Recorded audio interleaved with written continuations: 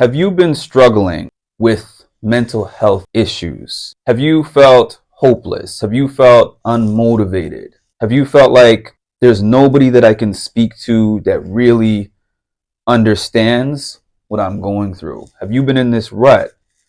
Have you experienced times where you're around friends and family doing things that you should really enjoy, but you're not enjoying those things? Have you ever felt like you're having to hide a portion of yourself?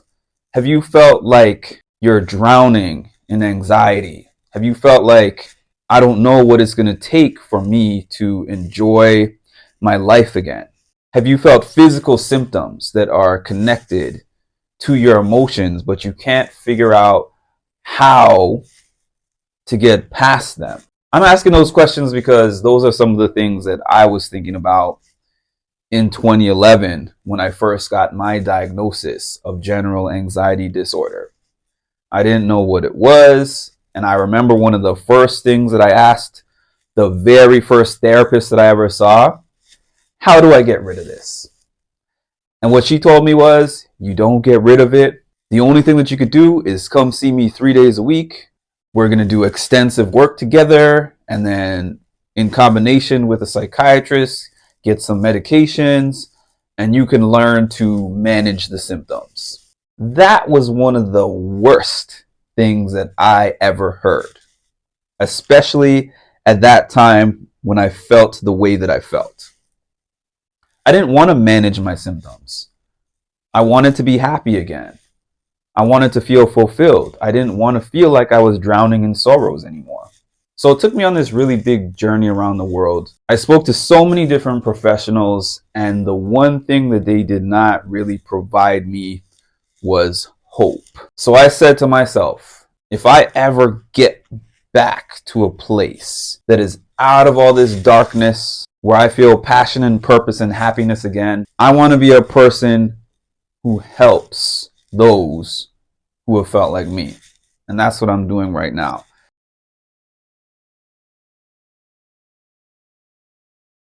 I want to start off by asking all of you who are watching this video right now, when do you consider the best time to seek help for a mental health concern? And I'll give you a few seconds to think about that. Now I want to ask you, when do you consider the best time to seek help for a physical health concern? And I'll give you a second to think about that also. Well, for a mental health concern, we tend to hear things that say if symptoms persist over time, such as depression, anxiety, maybe physical symptoms connected to that, irritable bowel syndrome, headaches, lack of sleep, fatigue, mental and physical fatigue, if they persist over the course of 2 weeks or more out of a month, those are the kind of things that we generally hear clinically of when we should seek some help. But in my opinion, it does not have to fall under that umbrella. That is a good guideline. But I would say if you even have to ask that question, if you feel like your mental health is impacted in some kind of a way, seek some kind of help immediately.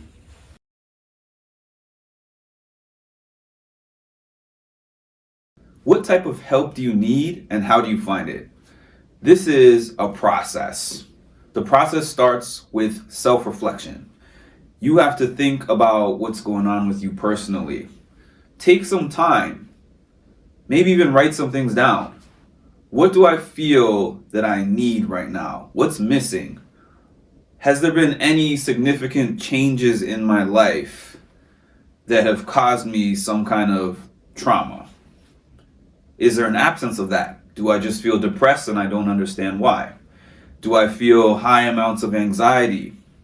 What are the things in my environment that could possibly be triggering me? Take some time to do a self-inventory before you seek the help so that you know how to properly explain yourself.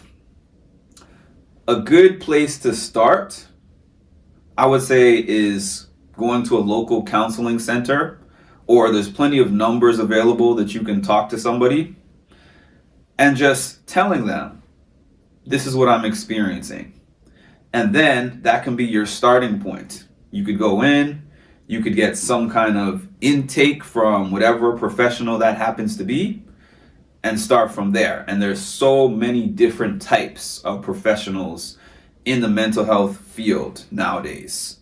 You can speak to a therapist, you can speak to a psychiatrist, you can speak to a peer counselor like myself. There's nurse practitioners who do some of this work. There's a lot of different options for you, so don't feel limited. Also, if you speak to one particular professional that does one particular thing, don't think that you are bound to that person, as in you have to stay with them forever, or in the event that they're not resonating well with you, that you just are locked in and you have to stay with them. But number two, also, don't think that you can only work with one professional at a time. A lot of people have treatment teams, and the best thing to really do is to make sure that everybody is informed. Hopefully, each piece of your team is taking and gathering information from the other so they can all work together for the betterment of you. The reason I asked about how long it would be before you sought help for a physical concern is because people generally tend to seek help faster for things that they physically feel versus things that are going on up here. Help sometimes is stigmatized, even in today's world where we talk a lot more about mental health. There's a lot more mental health messages out there and people saying that they're going through their different struggles, but seeking help is still stigmatized because some of us think of getting help as, those old movies, laying out on the couch and having somebody with a notepad just writing down all your different problems, and you're like, Doc, I need help. Help is different things to different people. There's so many options. It could just start with talking to somebody you love and trust, a friend, a family member, a pastor, maybe somebody you know who's a counselor. Or if it's beyond that kind of help, there's nothing wrong with seeking out a professional to give you an assessment, whether that be a psychotherapist, a psychiatrist, a social worker. It just depends on the need that you have based on whatever it is that you are experiencing.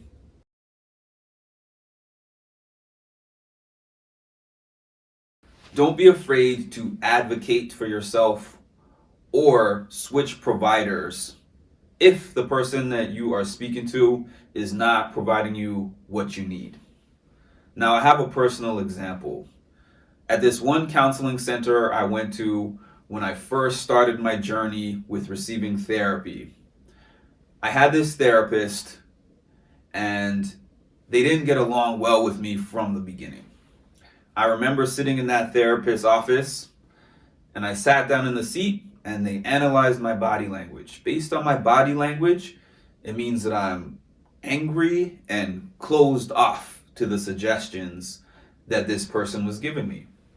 However, I didn't see it that way. I had just met them and I was just taking some time to get familiar. I wasn't comfortable just yet. So I was intaking everything, thinking about it. That's how I process. I think and I process, and I come back to the table, and eventually if a trust has been built and I believe in what you're saying, then we're going to start working towards it. But I was prejudged from the beginning.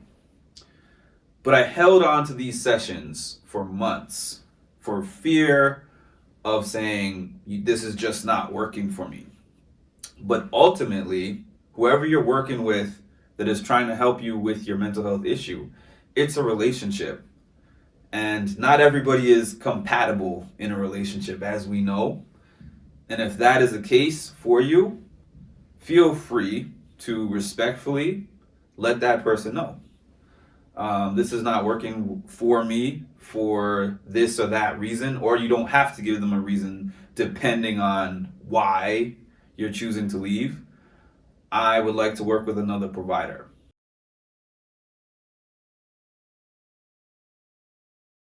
I'm going to say something that might be hard for a lot of people to hear. Change oftentimes requires throwing away our victim's mentality, and I have certainly had one myself. Sometimes our surroundings, the people around us, and the things that have happened to us have all been factors into where we are right now and have been hindrances into where we're trying to get to and what we're trying to achieve. This is true. But a victim's mentality puts the power in somebody else's hands. It takes the power out of your hands. You have to take control of your circumstances. You can say, my environment, the people around me, have put me in this place and impacted me to the fact that I'm here right now. But I'm still here, and there's things that I can do in order to take my power back and start working towards these changes. Sometimes it requires changing your environment. Sometimes it requires cutting people off. That's on you to figure that out. It's a process of self-reflection.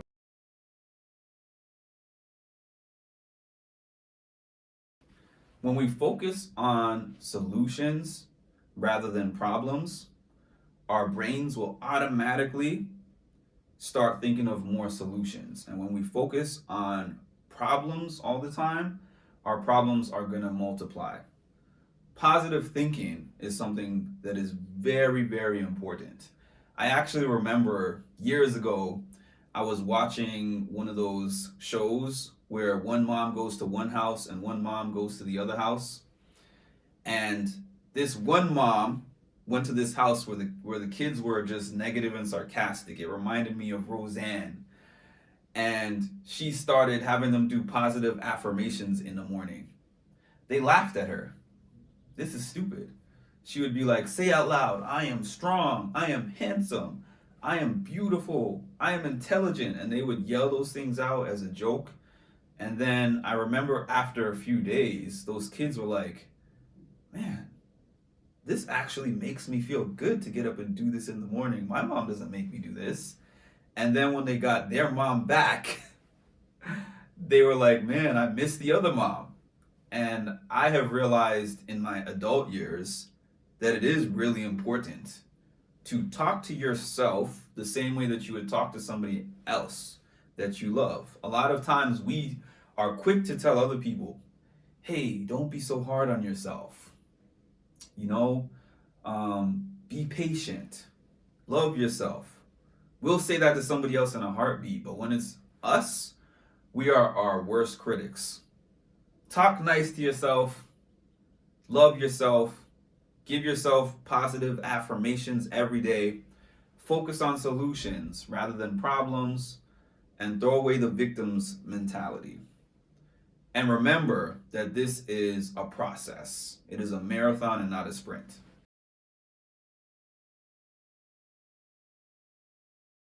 How do I deal with a setback when everything feels like it's going well, and then all of a sudden some major shift happens that just rocks my world, throws me off track?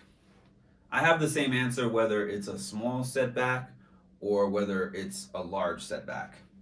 The very first thing, and one of the most important things that you need to do, is take some time to actually acknowledge how you feel about that setback. Whether that is screaming, speaking it out loud, whether it's writing it down on a journal, whether it's talking to a friend, whether it's talking to a counselor. Actually acknowledge the feelings behind where you are right now. That's such an important step. Give yourself time to process and reflect. You might think that after the setback, You have to jump right back into your routine, jump right back into your action plan, jump right back into your commitment. Sometimes, whatever it is that sets you back is not that easy for you to do that. So take the appropriate time that you need. Don't take too much time, but at least take enough time to process and get yourself back into a mind frame of going towards that goal again. Because if your mind is not ready, you're going to be running on the treadmill, and I hate treadmill running. Change your perspective. Realize that it is a step back and not a setback. If you're running up a flight of 1,000 stairs, you made it to stair number 250 and you slip and you land on stair number 210. Don't think of it as you lost 40 steps. Think of it as you are 210 steps further than you were where you started. I am going to now recalibrate and say I have 790 steps to go. Instead of saying, oh man, I might as well just go back to the bottom because I just lost all these steps. Think of that setback as a temporary obstacle rather than a failure. Be kind to yourself when things don't go your way. It sounds simple, but it's really not simple, because a lot of times when you made the goal, it's because you were in a negative space about where you were at that particular time. And it's easy to fall back in that rabbit hole of that negative space when you start to see things that looked like how you were originally before you became this new person who was working towards the goal. Self-compassion is one of the most important things that you can use to deal with setbacks. Thank you for tuning in. For more mental health content, please subscribe to my channel and hit the notification bell. If you would like to work with me directly, my information is on the bottom of the screen. Talk to you soon.